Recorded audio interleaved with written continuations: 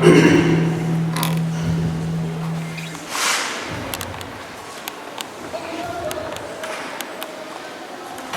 buenos días. Buenos días. Hace mucho tiempo que no estaba por acá. Doy gracias a Dios por esta oportunidad que me da de venir y compartir con ustedes la palabra de Dios.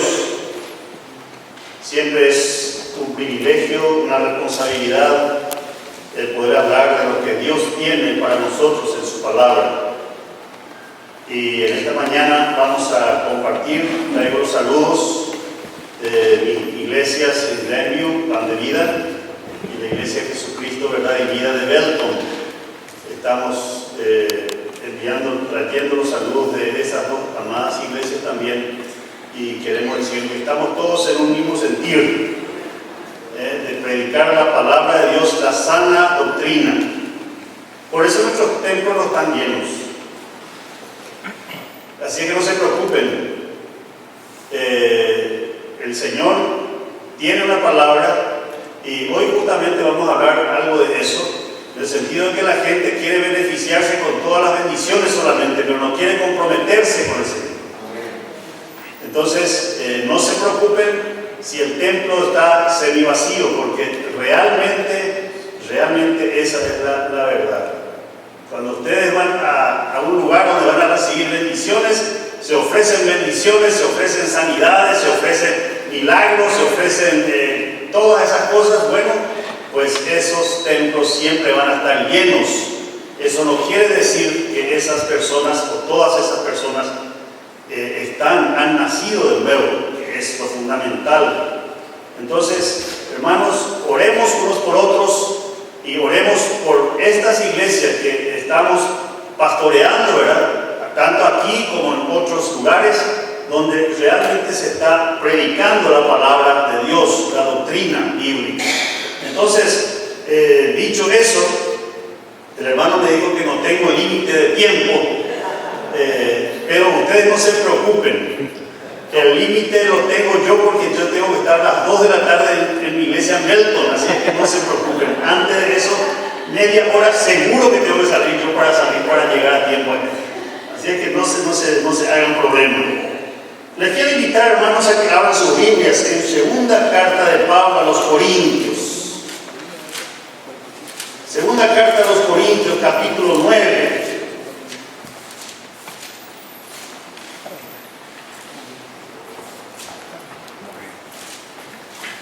Desde el versículo 5 al 14 dice así la palabra de Dios. Por tanto, tuve por necesario exhortar a los hermanos que fuesen primero a vosotros y preparasen primero vuestra generosidad antes prometida, para que esté lista como de generosidad y no como de exigencia nuestra. Pero esto digo, el que siembra escasamente también segará escasamente, y el que siembra generosamente, generosamente también segará. Cada uno dé como propuso en su corazón, no con tristeza ni por necesidad, porque Dios ama al dador alegre. Y poderoso es Dios para hacer que abunde en vosotros toda gracia, a fin de que, teniendo siempre en todas las cosas todo lo suficiente, abundéis para toda buena obra. Como está escrito, repartió, dio a los pobres, su justicia permanece para siempre.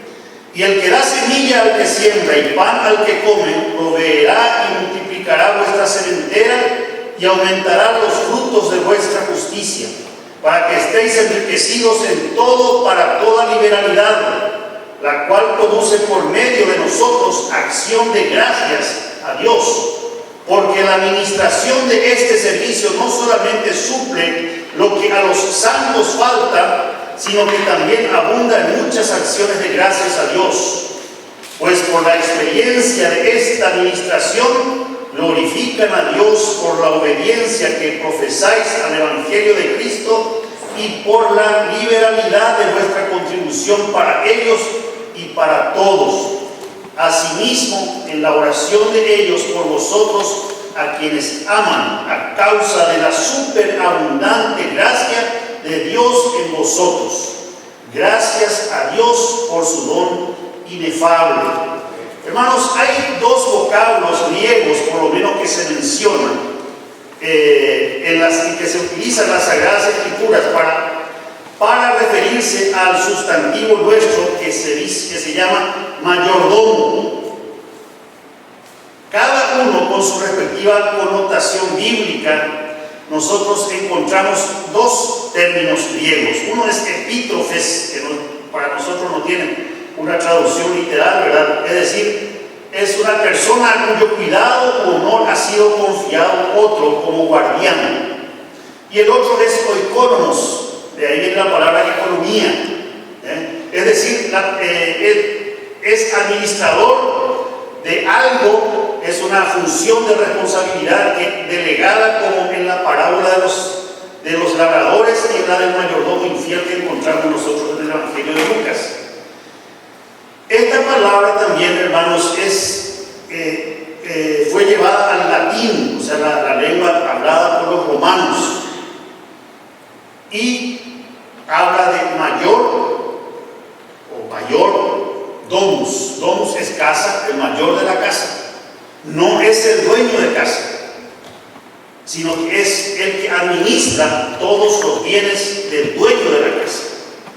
Y el marco, hermanos, del mayordomo lo rastreamos primero en el Antiguo Testamento, donde las Escrituras nos presentan a grandes hombres de Dios. Ustedes van a ver que fueron grandes mayordomos, por ejemplo, Abraham, José, el hijo de Jacob, el rey David, en fin, personajes bíblicos del Antiguo Testamento que fueron considerados muy buenos mayordomos. O sea, no dueños, pero sí al servicio del dueño. Mayordomía cristiana. Cuando hablamos de mayordomía, toda la gente piensa que estamos hablando de dinero. La mayordomía cristiana, hermanos, es justamente lo que estábamos cantando recién. No sé si alguno captó ese mensaje. No vengo yo a pedirte, no vengo yo a buscar, sino que yo vengo a dar de mí. Hermanos, como mayordomos que somos, nosotros no solo somos mayordomos en la iglesia el domingo o en los días que hay reunión en la iglesia, sino que soy mayordomo de todo lo que Dios me ha dado, todo lo que Dios me ha confiado todos los días de mi vida, todos los días de la semana. Entonces, cuando yo me encuentro el domingo, digo, yo voy a ir a dar de mí. Muchas iglesias están llenas de calientabancos, como se dice. Pero la verdad, hermanos, que en la iglesia nosotros no venimos a servirnos, sino que venimos a servir. Venimos a dar de nosotros. Eso es la mayordomía cristiana. En eso consiste. La mayordomía como principio, hermanos, es de competencia de todos los hombres. Y hermanos, vamos a ver esta economía, ¿verdad?, a la que fuimos nosotros llamados, ocupa la vida entera de nosotros como cristianos. Esta forma de manejarnos. Fíjense que nosotros somos mayordomos en nuestra familia, en nuestra relación familiar somos mayordomos. La familia como institución divina y el núcleo básico de la sociedad, hermano, juega un rol de extremada importancia en la realidad cristiana. Hermanos, es el primer lugar donde nosotros aprendemos los pasos para seguir al Señor. No es la iglesia, es en nuestro propio hogar. La mayordomía, hermanos, encontramos en primer lugar entre esposo y esposa. Es la atención del hombre, esa atención afectuosa hacia su mujer, hacia su esposa. Esa relación de amor de ese hombre hacia su esposa. Es la provisión material para la casa. Es la responsabilidad del hombre traer el sustento diario al hogar. también, por supuesto, es la disciplina que ese hombre aplica a sí mismo en su vida. Por siglos, hermanos, nuestras iglesias han sido manejadas y han sido fortalecidas con las hermanas. ¿Por qué? Por el concepto aquel de que el hombre se cree que es solamente para sustentar la casa, para sostener la casa, como es el sexo fuerte, según dicen. Ese hombre tiene que estar libre de la atención a las cosas, digamos, para el hombre sin importancia, como por ejemplo el estar en la iglesia. Recuerdo que yo siempre pongo de ejemplo a mi padre, que siempre fue un líder espiritual dentro de su doctrina, ¿verdad? Él era el líder espiritual de la casa. Yo aprendí de él a seguir al Señor los domingos. Él era el primero en vestirse, el primero en animarnos, arriba niños a la misa. Y ese era su concepto. Y él iba por delante y nosotros atrás. Y pasaban por los vecinos. Y por supuesto estaba don Juan y estaba don Ramón. Y don Ramón y don Juan el domingo estaban ya prácticamente más allá que acá. Porque habían empezado a ir más allá desde el viernes de noche. Entonces el domingo estaban sentados ellos allí enfrente a su casa y don Juan, don Ramón, vamos a la iglesia. Ya enseguida, siempre era su respuesta, ya enseguida. Ahí se va mi hijo con ustedes. Mi hijo, ahí se va el Señor en su carro, vayan con él y recen por mí. Sin vergüenzas. Esa era la posición del hombre en aquel entonces y sigue siendo en muchos hogares. Consideran la iglesia, las cosas espirituales, como algo débil, cuando que es la columna vertebral de toda vida humana, de toda vida matrimonial, de toda vida familiar. Ahí radica la fuerza. Por supuesto, en el hogar el esposo es el encargado de la enseñanza de la palabra de Dios, que él puede delegar circunstancialmente a la esposa, pero realmente, normalmente y rutinariamente tiene que ser el esposo el que da ejemplo de esa mayordomía, porque él va a tener que dar respuesta a Dios, a ver qué hizo con sus hijos, qué hizo con su esposa. El Salmo 127 es un salmo muy lindo donde dice que herencia de Dios son los hijos, cosa de estima el fruto del vientre. Hermanos, esas no son simples lindas palabras, sino que es una promesa, es una afirmación de Dios. ¿Por qué? Porque nuestros hijos nos han sido dados a nosotros para que nosotros nos responsabilicemos de ellos. Por supuesto, este hombre está obligado a la fidelidad conyugal.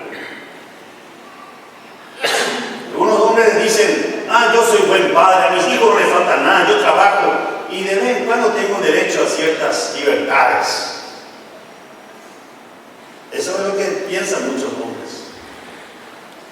Porque el hombre pues es el que tiene que andar siempre buscando otros horizontes, según la doctrina humana. También las esposas tienen la responsabilidad de su mayordomía en el hogar. Estamos hablando de mayordomía en el hogar, de lo que tenemos así muy abuelo de pájaro realmente. Esta tiene que estar sujeta a su esposo. Es lo que dice la palabra de Dios. A mí me llama mucho la atención cuando le dice al esposo: amen a sus esposas. Y a la esposa le dice: sujétese a su marido. Y muchos me dicen: o sea que la esposa no tiene obligación de amar al esposo. Tenemos que ubicarnos en el contexto en el que se escribe ese pasaje bíblico. En aquel entonces la esposa no elegía a su esposo, sino que venía el gorila ese a pedir la mano de fulanita. Venía a pedir para casarse y le pedía no a ella, sino que pedía a los padres de ella. Y ni aún él pedía, sino que los padres del hombre iban a pedir a los padres de la mujer. Y la mujer no tenía otra opción más que aceptar la orden de su papá cuando decía: mi hija, te casás con fulano. Y ese fulano ni siquiera era conocido de ella. Pero él ya había puesto el ojo en esa chica.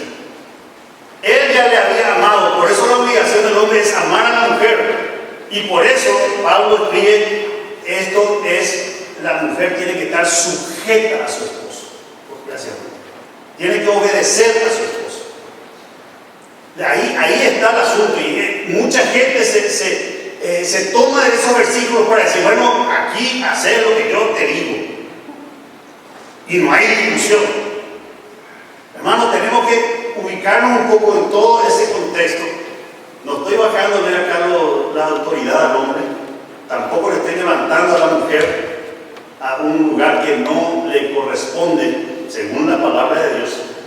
La mujer tiene un lugar especial en el hogar. Por supuesto, el amor por su esposo e hijos hoy día, sí.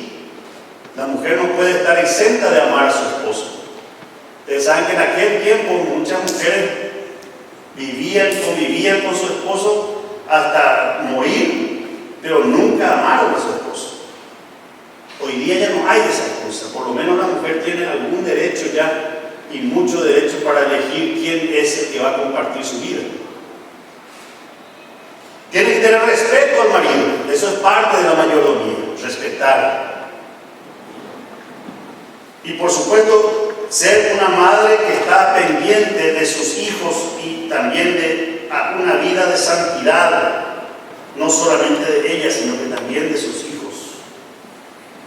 Hoy día la mujer es la que sale también a la par a trabajar con el esposo. Y acá, hermanos, hay una situación que se presenta muchas veces. Generalmente acá se trabaja hasta el domingo, se trabaja hasta el momento que las personas tienen que estar en su iglesia, ¿verdad? Y hay algunos negocios muy grandes, pocos realmente, que respetan el día domingo y dicen: el domingo no abrimos, porque es para pasar en familia y para ir a adorar a Dios. A mí me gusta ver eso en 4 negocios que yo conozco, por lo menos está un cartel en esa forma. El hombre, debido a las circunstancias que estamos viviendo y creyendo que cuanto más tiempo esté abierto el negocio, más dinero va a redituar. Un engaño satánico que se implementó hace unos 50 años, no solamente acá, sino que también en nuestros países, cuando que lo único que trajo fue más miseria y más problemas, porque vemos hogares destruidos, porque vemos personas que no tienen ni deseo de adorar y servir a Dios, y su mayordomía está muy por debajo de lo que Dios pretende de cada uno de nosotros.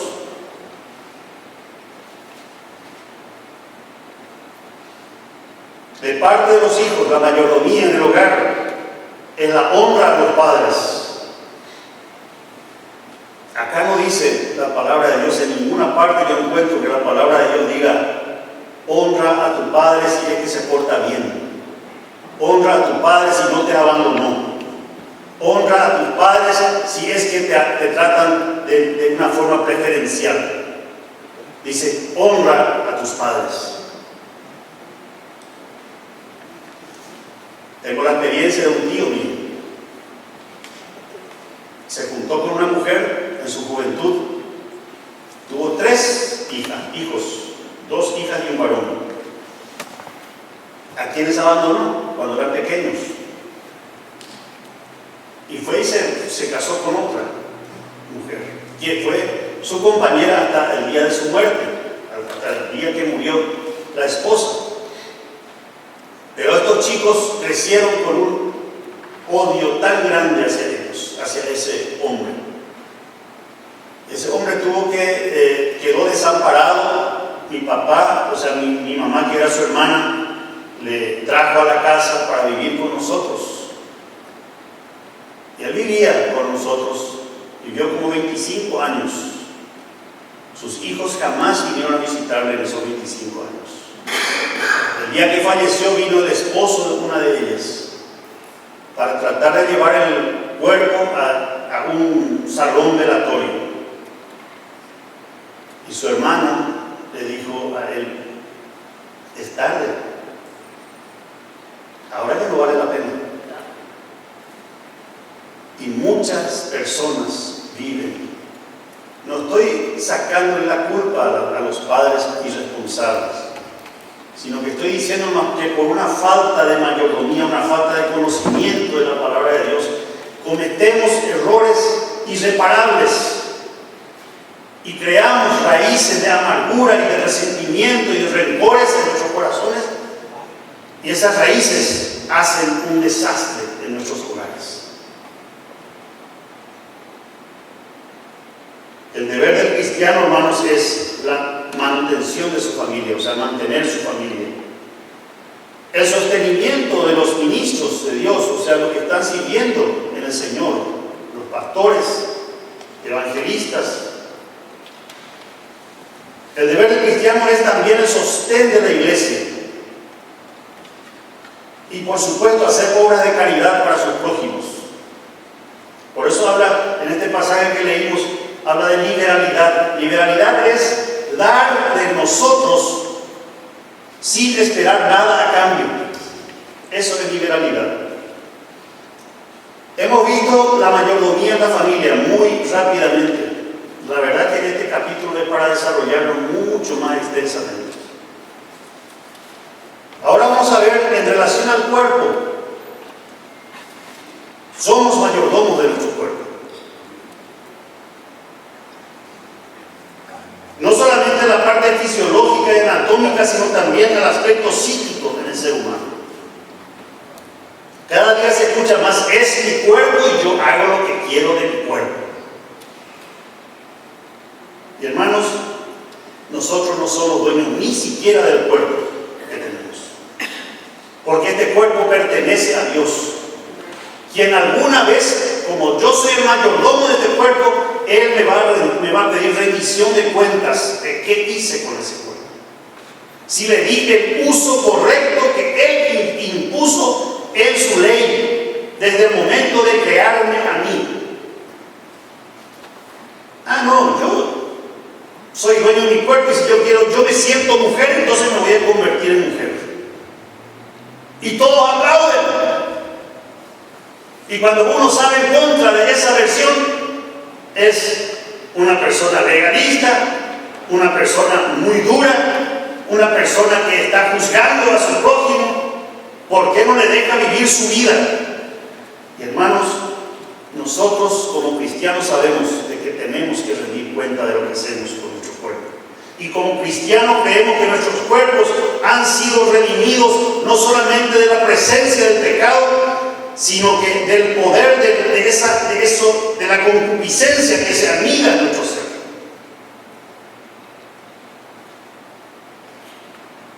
El cristiano y su cuerpo como templo de Dios. ¿Se imaginan?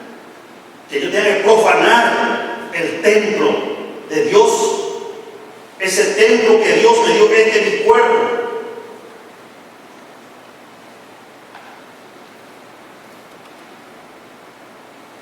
Veamos ahora nuestra mayordomía en relación al tiempo. El tiempo corre cada vez más fuerte, más rápido.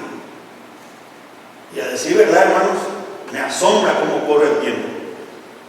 Parece como que yo hasta los 40 años me iba subiendo los años apenas. Y ahora me estoy desbarrancando.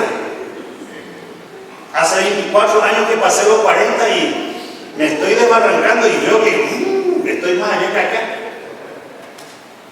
Y ese tiempo queremos redimir, queremos aprovechar al máximo, queremos sacarle el máximo provecho. Hermano, le voy a decir una cosa. Cuando nosotros vendemos nuestro tiempo al mundo por migajas, no va a ser de bendición ese tiempo. Me dicen algunos hermanos, pastor, conseguí un trabajo mucho mejor que donde yo estaba. ¿En serio? Me van a pagar 3 veces más de lo que estoy ganando ahora. ¡Qué bueno! Hay que festejar eso, le digo. Solamente que voy a tener que estar por lo menos 2 semanas al mes fuera de casa. Y también voy a tener que faltar por lo menos 3 domingos al mes a la iglesia. Y por 30 monedas de plata nos vendemos. Ni aunque me paguen 5 veces más, no aceptaría un trabajo así. Ni aunque me paguen 5 veces más. Porque mi mayordomía de tiempo para el Señor es algo que tiene mucho más valor que cualquier dinero que me puedan pagar. Porque me van a pagar 2 o 3 veces más. Pero yo le puedo asegurar, hermano, que ese dinero que usted va a ganar no le va a redituar satisfacción personal.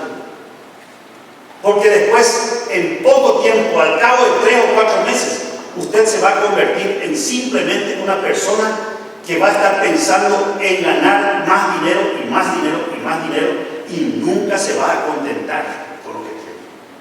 Porque esa es nuestra naturaleza. Cuanto más gano, estoy muy bien, puedo comprarme más cosas, puedo tener ciertos gustos, pegarme ciertos gustos que antes no podía. Tal vez le pueda ayudar más a un familiar que está lejos y así, pero llega un momento en que ya eso tampoco me satisface. No, ahora ya tenía un televisor de 50 pulgadas, ahora quiero una de 150 pulgadas. Es que teníamos un televisor solo en la sala, ahora quiero poner uno en cada dormitorio. El carro que tengo es un modelo 2014 y no, pero yo quiero uno del año. Y así vamos, somos un barril sin fondo en cuanto al tiempo y en cuanto al dinero también. En relación a los dones, nuestra mayordomía, hermanos, tenemos que saber que Dios nos da dones a cada uno de nosotros.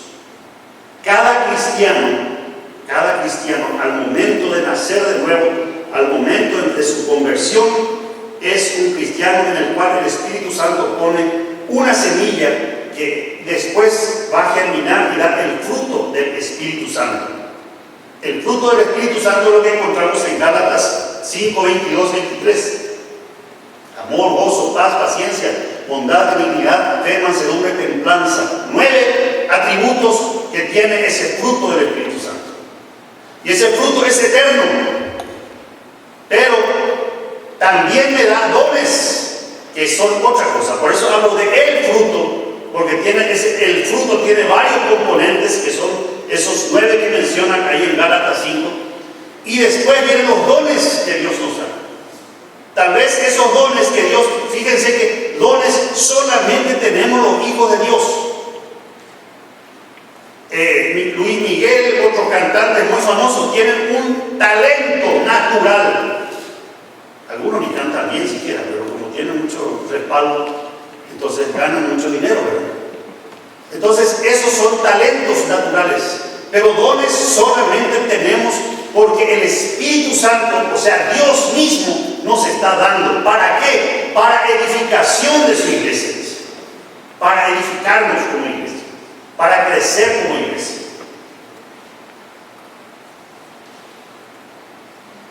Ahora todo cristiano, hermanos, es bombardeado. Vamos a ir ahora a la parte más sensible. Voy a empezar a tocar su bolsillo. Esta es la parte que no nos gusta. Recuerdo que la vez pasada yo en una se me ocurrió, hermano, le dije, vamos a levantar los diezmos y ofrendas y voy a pedir a todos los hermanos que quieran, pasen acá y depositen su ofrenda. Que era el método judío de la ofrenda, ¿verdad? No que pasaban en el templo el plato y no. Cada uno venía con su ofrenda a depositar aquí. Entonces se me ocurrió así. Durante 3 o 4 semanas un hermano no apareció más. Y yo le pregunté así a una hermana, ¿qué pasó con fulano? Y no sé, pero yo creo que está molesto. ¿Qué pasó? Le dije. Y creo que está molesto con ustedes. ¿Por qué? Y porque desde que pidió que pasemos a poner las ofrendas en el plato, desde ese día él dijo que eso no era necesario. Había sido que le pisé el dedito, porque él nunca participó de esa bendición, de dar su ofrenda. Pero son cosas así, hermano, que realmente a veces a uno le llama la atención. Y cuando nosotros hablamos de dinero, de lo que yo gano, algunos me dicen, pastor, tengo que dar mi dinero, tengo que dar mi diezmo, me dicen. Yo le digo, no es tu diezmo, el diezmo es de Dios, no te pertenece a ti. Pero yo doy el diezmo sobre el bruto de mi sueldo o sobre el neto. O tengo que deducir lo que pago de luz, agua, teléfono, etcétera, etcétera, y después de eso, de lo que queda, doy. Ni que fuera que está pagando los taxes, porque los taxes mucha gente quiere hacer trampita también por ahí. Quiere buscar al máximo todo, estrujar ese ingreso para que sea lo más bajo posible, para pagar lo menos posible de taxes. Hermanos, el aspecto financiero también forma parte de la mayordomía cristiana. Para ser preciso, cada una de nuestras posesiones de dinero del creyente han sido dadas por Dios para su sano uso y un disfrute personal. Algunos me dicen, bueno, yo ya di mi diezmo, entonces ahora con el 90% hago lo que quiero. No es así, hermano. No es así. Usted es responsable, usted es mayordomo, usted tiene que dar un buen uso a su dinero. No es solamente su compromiso con Dios de decir, bueno, acá está el 10% y aquí ya cumplí con mi cuota. Algunos hermanos casi siempre ganan, en mi iglesia por lo menos ganan por semana. Pero cuando ese hermano no aparece en la iglesia, ese domingo, yo digo, bueno, el próximo domingo le va a dar el doble, porque ganó esta semana y también la próxima. Y llega el siguiente domingo y solamente da lo que correspondió a la semana. Y ya se pasó, hizo un puentecito ahí que, hermanos, aquí cuando nosotros vemos algunos, y como les dije, es una parte muy sensible el tema del dinero. No nos gusta que nos toquen lo que ganamos. Y yo estoy de acuerdo con eso. Me costó, sudé para conseguirlo y no quiero regalarlo nomás. Pero también tengo que saber una cosa, que si yo soy cristiano y que todo depende, que mi vida entera depende de Dios, depende de mi salud, depende de mi familia, todo depende de Dios, depende de mi salvación, mi santidad, mi consagración, todo es de Él. Yo no estoy dándole a Dios lo que le corresponde. Y no estoy hablando acá de un 10%, que el diezmo aquí, que cuánto es el porcentaje, si el 10%, el 20%, no. Eso queda a criterio de cada uno. Por eso dice la palabra de Dios acá, cada uno dé como propuso en su corazón, no con tristeza, ni por necesidad, porque dice, Dios ama al dador alegre. Tal vez, hermanos, cuando nosotros vemos el tema del dinero, lo que tenemos que saber, hermano, que el Hijo de Dios nunca olvide quién es el dueño real de todas las cosas y cuál es en consecuencia su responsabilidad frente a las mismas.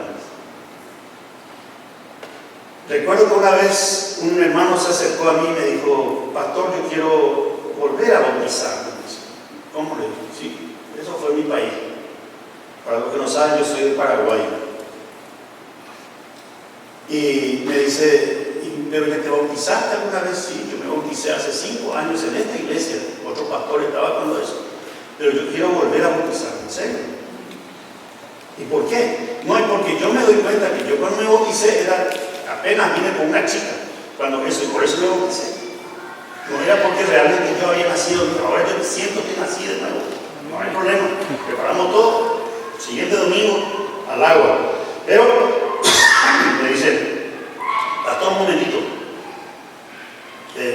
Espérenme. Se fue y trajo su billetera. ¿Billetera? Trajo y me dice, y se puso allá. ¿Por qué te pones la billetera en el bolsillo? No, sacá, se te va a mojar todo. No, pero justamente quiero bautizar con mi billetera. Porque hasta ahora yo nada de nada, no aporté nada nunca. Y esa es mi parte más débil. Quiero que mi billetera se bautice también conmigo.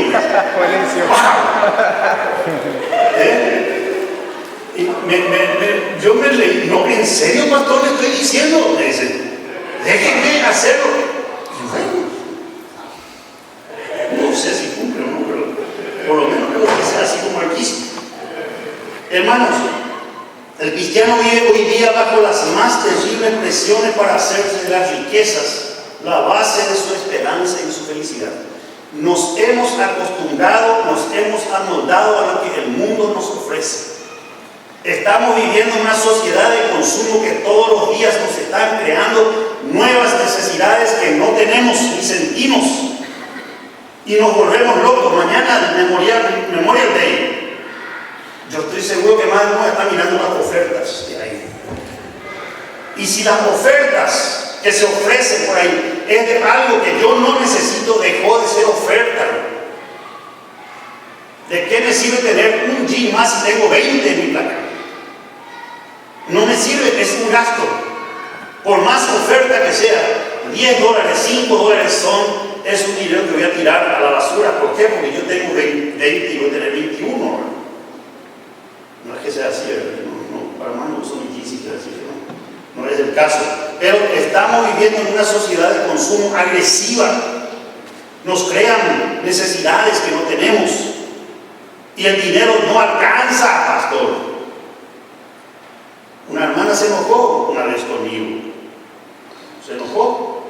Y no era conmigo, tenía que enojarse realmente, pero cuando hablé de esto, ¿verdad? Pues yo no hablo de esto en mi iglesia. ¿Es así o no, María?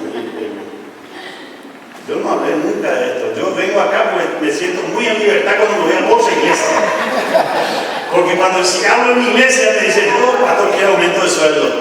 Y no, hermano, realmente me cuesta hablar de este tema en mi iglesia. Pero vengo y me siento muy en libertad, como le digo, de expresar este mensaje así. Pero realmente, hermanos, se enojó esta chica, esta hermana, me dice, ¿cómo usted va a pedir el diezmo de que nosotros somos pobres? Hermana, yo no le pedí que usted ponga obligatoriamente. Eso nace de la persona que realmente depende de Dios. El diezmo, mejor dicho, el dinero, hermanos, que yo manejo, de lo que yo gano, de lo que yo tengo, es un reflejo de mi espiritualidad. Cuanto más consagrado esté yo a Dios, más voy a querer ayudar en su obra. Cuanto más estoy involucrado en las cosas del Señor, cuanto más el Señor tenga intervención en mi vida o yo le dé intervención en mi vida, ese dinero cada vez me va a costar menos soltar. Es un problema espiritual. A pesar de que hablamos de dinero, que mucha gente considera muy material, no, hermano, la raíz de ese problema es un problema espiritual. No hay una buena relación con Dios. Entonces yo no quiero soltar ese dinero. Y a todo instante, hermanos, somos bombardeados por una batería infernal, tratando de hacer de cada uno de nosotros apenas un consumidor y poseedor de bienes.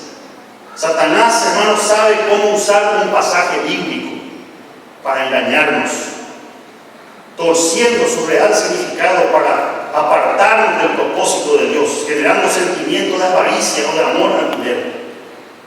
Esta mañana he visto en un periódico de Brasil que el principal pastor de la Iglesia Universal Dios es Amor, no sé si ustedes escucharon hablar de esa congregación, es la iglesia más grande de Brasil,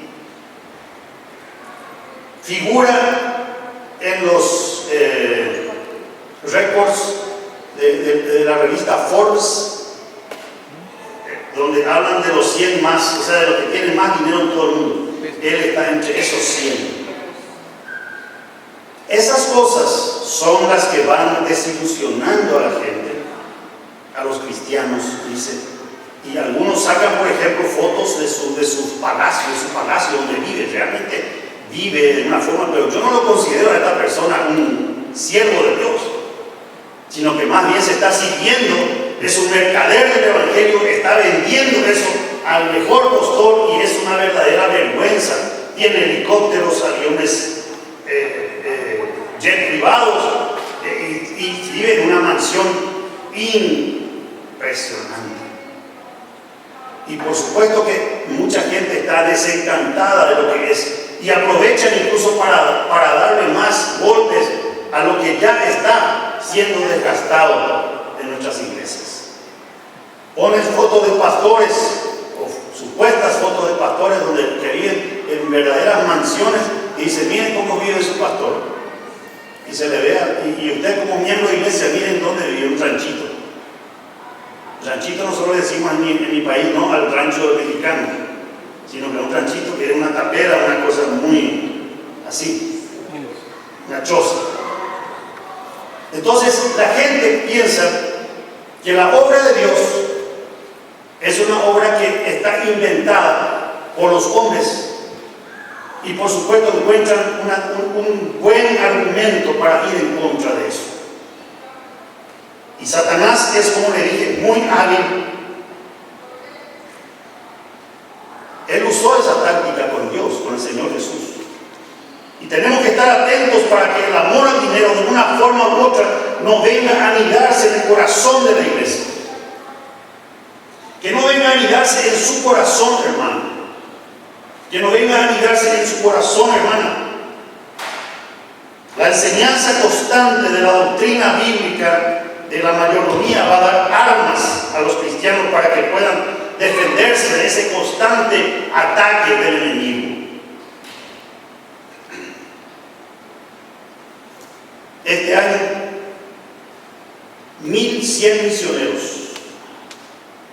fueron despedidos por la North American Mission Board. 1,100 misioneros que estaban trabajando en diversos países, en Sudamérica, Latinoamérica, en todo el mundo. En mi país solamente queda, cuando yo vine hace 9 años, había 14 parejas de misioneros trabajando, misioneros americanos me refiero, sostenidos por la North American Mission Board. Hoy queda una pareja, 9 años después, una sola pareja. ¿Por qué? Porque no hay fondos para poder sustentar a esos hermanos que están trabajando en la obra. Esos hermanos volvieron todos acá a este país, tienen que buscar un trabajo secular donde llevar a cabo sus funciones, para sostener a su familia, por supuesto. Y se inventó, hasta yo digo una política satánica, maquiavélica, de los pastores bivocacionales. ¿Qué es un pastor bivocacional? Es un pastor que, además de atender la iglesia, tiene que trabajar fuera para poder sostenerse. ¿Saben por qué es satánica, hermano? Porque lo único que se consiguió con eso es hacer que nuestras iglesias sean cada día más raquíticas, más sin fuerzas, más sin el cuidado pastoral que requiere una congregación. En mi país yo era bivocacional. Ganaba un buen dinero fuera de la iglesia. Pues realmente yo me sostenía por lo de fuera de la iglesia, porque lo que me daba la iglesia era una casa para vivir ahí. Cuando vine yo ganaba bastante bien allá. Es más, ganaba mejor que lo que me pagaron acá. Pero ¿saben por qué vine, hermano? Acepté ese desafío por 2 motivos. Un motivo humano y otro motivo ministerial. El motivo ministerial era que yo iba a dedicarme 100% a la iglesia. Porque a mí me frustraba, hermanos, como pastor, me frustraba que un hermano o una hermana me llamaba a las 10 de la mañana para decir: pastor, mi hijo tuvo un accidente, estamos en el hospital con él. Necesitamos que vengan a vernos. Y yo le tenía que decir: hermano, me vas a esperar hasta las 5 de la tarde, por favor. Y eso era lo que me frustraba, no poder atender a la necesidad de la iglesia. Y el otro motivo es familiar. Mi hijo vivían acá, entonces yo quería estar también cerca de ellos. Pero ni un año pasó hasta que me di cuenta que lo que me daban ya no me alcanzaba. Entonces tuve que buscar otra cosa que hacer. Y yo estoy trabajando en otro lugar, en la misma iglesia, ¿verdad? Pero también para poder sostener mi familia. No quiero llorar de miserias. Soy bendecido.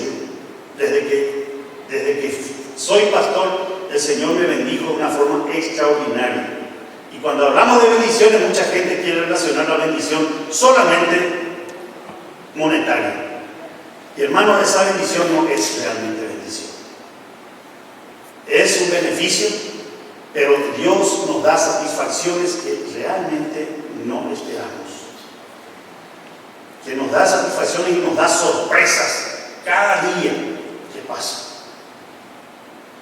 Tenemos que enseñar, hermanos, a vivir en amor, haciendo de la iglesia una comunidad de amor, eliminando así la loca carrera en busca de los modelos que da el mundo. Tenemos que crear en la iglesia un ambiente de ayuda mutua y fraternidad. A veces somos tan egoístas que ni nos damos cuenta de la necesidad del hermano. Venimos a la iglesia, le saludamos y a veces le preguntamos cómo van las cosas y ahí estoy. ¿Qué pasó? Perdí el trabajo. Mañana tengo que pagar mi renta, no tengo. Le decimos: hermano, venga, vamos a orar. Y empezamos a orar para que Dios provea el dinero para esa renta. Y oramos y ya cumplí mi misión. Bueno, hermano, que Dios te bendiga y que consiga ese dinero. Y el hermano se quedó con la oración. Nos hemos vuelto indolentes ante toda necesidad. Hay necesidades. No digo con eso que yo tengo que regalar todo el dinero que gano o que el Señor me provee, porque yo tengo que ser primeramente el mayordomo. Estamos hablando, por eso empecé con la familia. Ahí empieza mi mayordomía. Y la iglesia, hermanos, tiene que constituirse en un refugio contra la onda esa avasalladora del materialismo que existe, que hoy reina en este mundo. No podemos dejar que el hermano pase necesidad. Si usted sabe de alguien, usted tiene la obligación, como hijo de Dios, como miembro del cuerpo de Cristo, de suplir esa necesidad. Tenemos que volver a ser sensibles ante las necesidades de los demás. Y tenemos que ser sensibles ante las necesidades que la obra en sí requiere. Yo no sé, hermano, realmente cómo mantienen este templo. Nosotros estamos orando y doy gracias a Dios que Dios me proveyó un templo extraordinariamente lindo, como muy pocos acá. Y yo doy gracias a Dios por esa fidelidad de esta iglesia en dar. Pero este también es un llamado a que no se olviden de dónde vienen las bendiciones, para que usted también empiece y siga y dando y apoyando y aportando. ¿Para qué? Para que la obra de Dios siga en este lugar, para que la obra de Dios pueda seguir, para que la palabra de Dios pueda seguir predicándose desde este lugar. Y no quiero que me interprete como que vine a pedir plata ni que vine a hablarle de dinero, hermano, por favor. Estoy hablando de una real consagración nuestra hacia la obra de Dios y hacia la obra del cuerpo de Cristo que se reúne en este lugar. Esa obra del Señor, ese cuerpo de Cristo que se reúne acá, hermanos, esa generosidad tiene que ser un ejemplo para otros que quieren que pueda ser seguido por otros. Esa práctica de la generosidad va a fortalecer a cada uno de ustedes, lejos de debilitarle, lejos de dejarle a usted sin dinero. No, al contrario, eso actúa en una forma multiplicadora de beneficios y de bendiciones.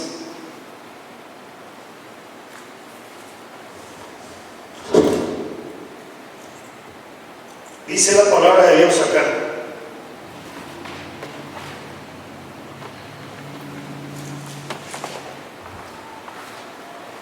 y no dice en vano, el que siembra escasamente también segará escasamente.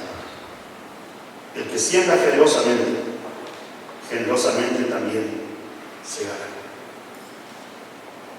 Y esto no lo digo yo, no lo inventé yo, no, sino que esto es una promesa de Dios. Es una promesa que cae de maduro porque es tan natural, que si yo siembro solamente una planta de tomate, que no espere recibir que salgan 40 plantas de tomates. Por eso la palabra de Dios siempre nos da promesas que vamos a entenderlas. A veces nosotros queremos soslayar esas promesas, pero hermanos, el Señor tiene para nosotros aún muchas bendiciones y tenemos que convencernos de una cosa: cuando hablamos de bendición no estamos hablando de prosperidad, no estamos hablando acá de que va a caer oro en polvo, ¿sí? Se puede meter la purpurina ahí por los ductos de aire acondicionado para que yo le puedo decir, bueno, cuanto más usted dé, va a llover oro en polvo, como en una iglesia acá en no, acá en Kansas City, en Kansas. Hicieron llover oro, era purpurina, que tiraron por el ducto del aire acondicionado para que la gente siga dando más.